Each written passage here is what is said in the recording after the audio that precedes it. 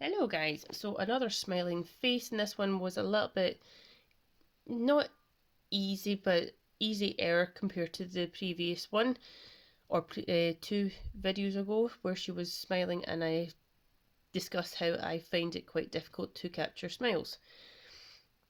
I don't know why, but I always have. So she was half smirking, and I feel like number one is the closest actually to the original reference photo, and it was a really bit close up. You couldn't actually see the top of the head, hence why it's not there. And that's about as much as it went down to. So it was literally a headshot.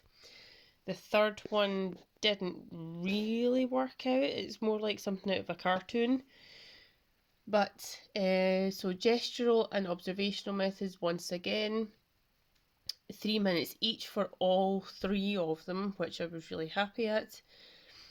There's definitely aspects of each of them where I think there you could take some positive notes from all three, but I do find number one is the best one and the closest to the reference photo.